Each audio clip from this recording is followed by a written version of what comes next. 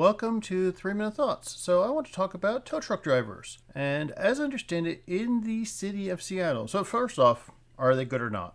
And that's a mixed question. It's a conditional question. So, my experience is I've never had my car towed for parking illegally. Nothing like that. I have had my car break down and then require tow. And the last time that happened, something with the fuel popped off, a tube. And the tow truck driver was like, oh, we could just pop it back on and you can drive it. You don't need a tow. And then he started the car up and immediately popped right off. And I'm like, no, you're already here. This is paid for. Take it to the shop. Let them fix it. And the shop is basically, yeah, there's no way that thing would stay on. So there was no way I would have driven the 10 miles from downtown to my shop to be able to.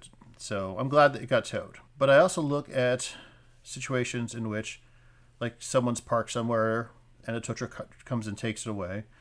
And not a lawyer, but I did look into it. And in Seattle, city of Seattle, I don't know if it's Washington, but it's the Seattle city, the whole of King County area, you can't sue tow truck drivers for towing your car. If you feel they've improperly towed your car, you have to then go and take the people who ordered the tow to court. The tow truck drivers wash their hands of the whole thing. I don't get how that works, but that's the way it is. And this reminds me of a story, is when I very first moved here in Seattle, and I was living in an apartment complex, and my partner, we each had our own car, and we'd always park in the same spots near our apartment.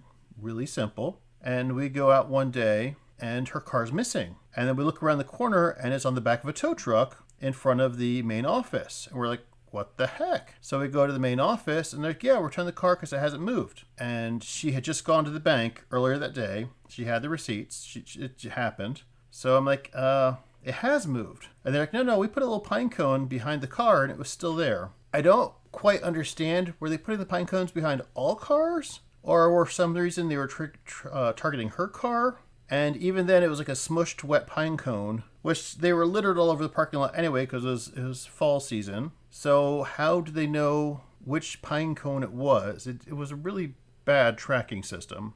And at the same time, again, and they did let the car go. They're like, okay, yeah, well, you can take the car back. Because like, yeah, we could prove it, which this is back 2003. We had a receipt. We'd have to go to the bank she went to, see if they can get their camera footage. It would not have been an easy thing to prove. I mean, it's provable. But there's the whole hassle then, a huge hassle, if it actually gotten towed. Because we'd have to pay for it and then go and sue the apartment complex to get the money back that we paid for it. I don't quite get why they were being vindictive like that to people who live there. We did not stay there. We immediately moved out as soon as we could. That's my kind of like story time rant thought on tow truck drivers. Let me know your experiences. Thanks.